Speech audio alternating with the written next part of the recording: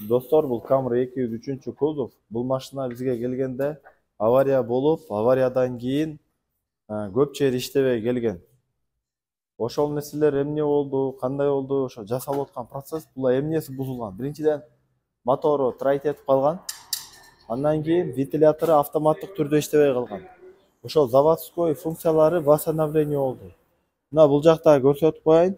Мына жерде ушул часть толук урулгандагы бул жерде мына жгут колдо жасалган. Эми урулган моментте бул нерсе арчылган, кырчылган, замыкание берген, аккумулятор уланып турган болгон. Эми биз бунда эмне кылдык? Биринчи машина после ДТП көп убакыт тургандагы форсункалары забитый болуп калган. Могул жерде рампа, тоголок турба рампа. Мына ушул рампанын астында форсункалар чыгып жуулду. Анан катушкаларда ол сайылганында кемчиликтер болгон. Ушулар форштекеринде маселе чыкты.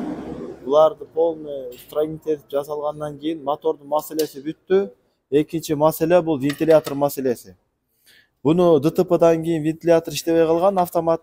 Ошондо мына бул жерде карасаңыздар, мындай самодельный датчик коюшкан. Гольф, тройка, Жигулилердикин. Бирок бул менен бул моторлор жакшы иштебейт. Ошондуктан хозяин буну заводской форматта восстановить эткиси келген. Мына бул жакты тартып кой. Өйдөсүнөн көрүнөт. Бул жерде мынакей реле турат. Ошол реле вентиляторду автоматтык түрдө иштетет. Бул жака плюс минус келип турат дагы компьютер аркылуу башкарылат. Бунун бул жердеги жгуттар бардыгы ачылып, прозвонка болду. Жгуттардын бардыгы таза. Акыркы проблема мына блок управления ичинде микроэлементтер күйгөн. Ошол во время ошол ДТП тиякта аккумулятор уланып турган болгон. Ошондуктан тиякта замкание бергенде бул блок управления ичинен күйүп калган. Ошол блок управления башка алмашып, прошивать этилип, полный азыр машина чогулуп аткан процесс. Кимде ушундай Мерседестин мына вентиляторуна проблема болуп аткан болсо, ошо эң алгач бул жактагы транзисторный релени текшересиңер, андан кийин жгут текшересиңер.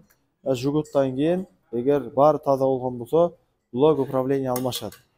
Баарыңарга ишиңерге ийгилик. Ассаламу алейкум.